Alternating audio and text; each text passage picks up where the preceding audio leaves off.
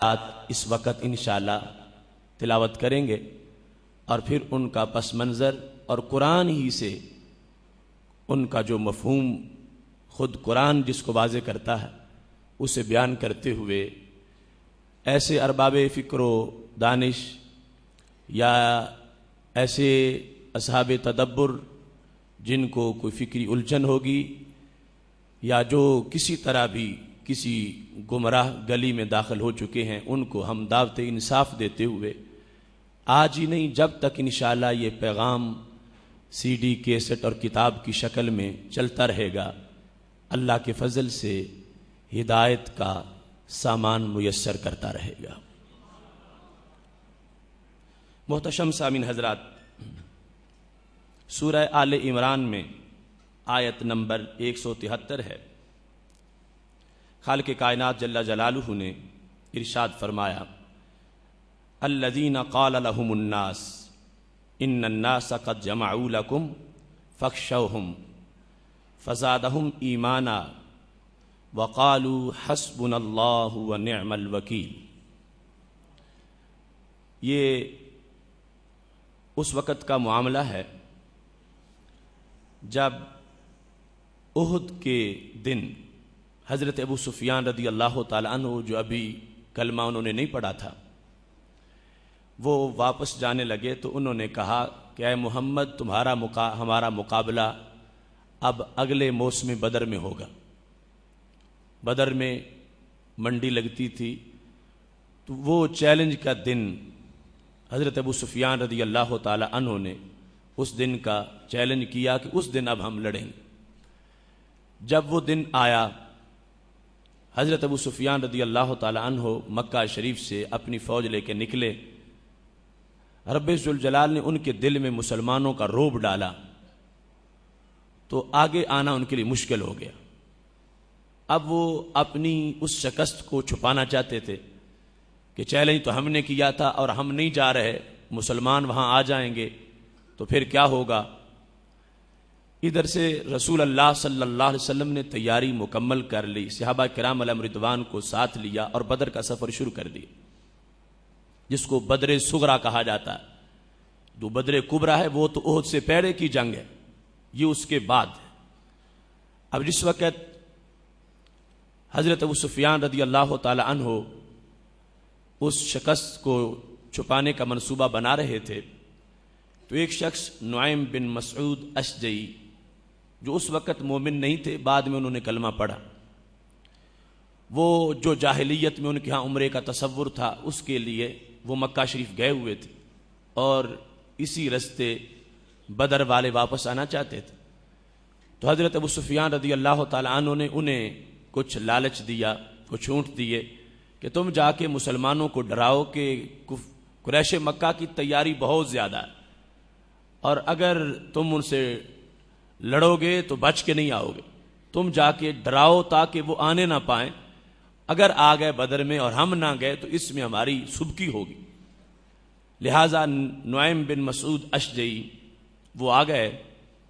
اور انہوں نے آ کر صحابہ کرام علیہم رضوان کو ڈرانا چاہا۔ اس کا ذکر اس آیت میں موجود ہے۔ الذین قال لهم الناس، وہ لوگ جن کو لوگوں نے کہا۔ اب ایک بندے کو ناس سے تعبیر کیا گیا، کون؟ نعیم بن مسعود اشجعی۔ الذین سے مراد ہے صحابہ،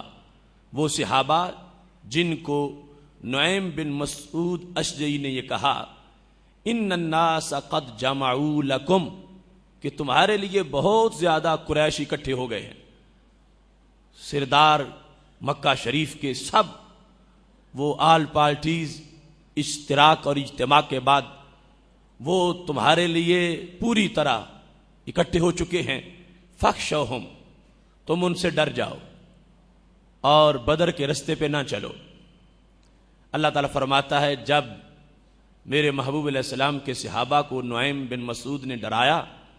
فزادہم ایمانا، اس دھمکی سے ان کا ایمان پہلے سے بھی بڑھ گیا اور انہوں نے اس کو کیا کہا؟ وقالو، انہوں نے کہا نعیم کو کہ تم کہتے ہو اتنی تیاری ہے ان کی، اتنے گھوڑے ہیں، اتنے اونٹ ہیں، اتنی تلواریں ہیں، اتنے فوجی ہیں لڑنے والے، انہوں نے محبوب علیہ السلام کے صحابہ نے کیا کہا؟ حسبنا اللہ، ہمارے لیے اللہ کافی ہے، ونعم الوکیل، اور وہ بہترین کارساز ہے۔ یہ ایک مقام ہے جہاں پر اس آیا کریمہ کو رب ذوالجلال نے نازل کیا۔ دوسرے مقام پر سورہ زمر کے اندر آیت نمبر 38 ہے، خالق کائنات فرماتا ہے قل افرائیتم ما تدعون من دون اللہ، میرے نبی صلی اللہ علیہ وسلم آپ یہ فرما دو کہ خبر دو مجھے اے بتوں کے پجاریوں جن کی تم اللہ کے سوا عبادت کرتے ہو، ان ارادنی اللہ بدر هل ہن کاشفات درہ،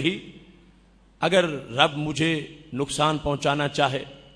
تو کیا یہ بت اس نقصان کو روک سکتے ہیں؟ اور ارادنی برحمہ هل ہن ممسکات رحمتی، یا رب مجھے رحمت دینا چاہے تو کیا یہ اس رحمت کو روک سکتے ہیں؟ خالق کائنات جل جلالہ کے محبوب ان سے سوال کر کے اللہ فرماتے ہیں ان سے پوچھو اور پھر ان کو کہہ دو، قل، یہ کہو، حسبی اللہ، میرے لیے اللہ کافی ہے، علیہ یتوکل المتوکلون، اور اللہ پر توکل کرنے والے توکل کرتے ہیں۔ سورہ توبہ کی آیت نمبر 129 ہے، خالق کائنات فرماتا ہے فَإِن تَوَلَّوْا فَقُلْ حَسْبِيَ اللَّهُ، اگر وہ قریش یا جو کافر ہیں پھر جائیں، کلمہ نہ پڑھیں، تو فرما دو میرے لیے اللہ کافی ہے، لا الہ الا ہو، اس کے سوا کوئی معبود نہیں،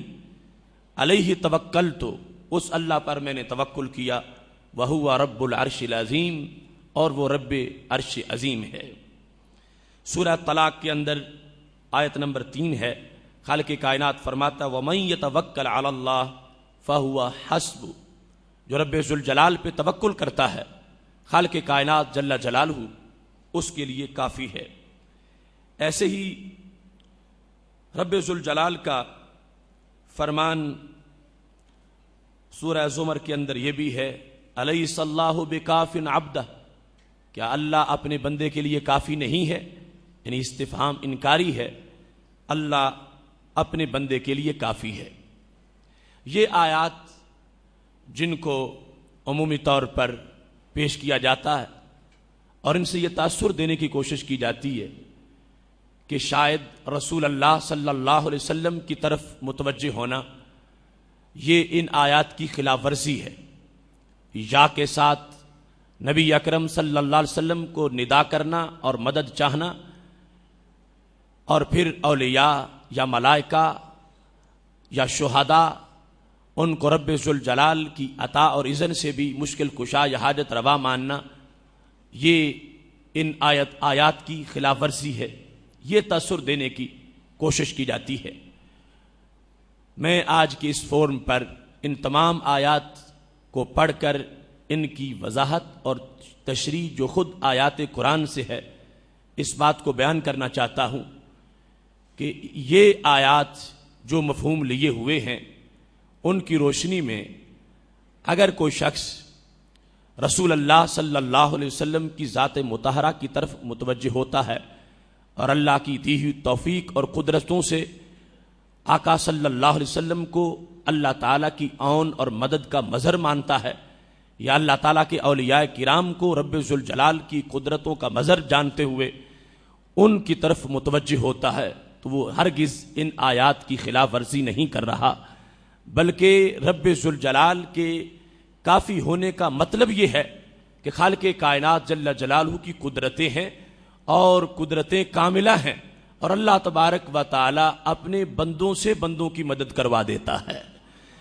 یعنی یہ سوچنا کہ اللہ کے بندے کی مدد یہ کوئی دوسری پاور کی مدد ہے یا غیر اللہ کی مدد ہے، نہیں، اللہ تعالی کافی ہے۔ قل حسبی اللہ، میرے لیے اللہ کافی ہے، یا حسبنا اللہ، ہمارے لیے اللہ کافی ہے۔ اس کافی ہونے کے اندر ہی وہ تمام قوتیں موجود ہیں جن کو رب ذوالجلال توفیق عطا فرماتا ہے۔ اس بات کو آغاز میں سمجھنے کے لیے بڑا حسین مقام ہے قرآن مجید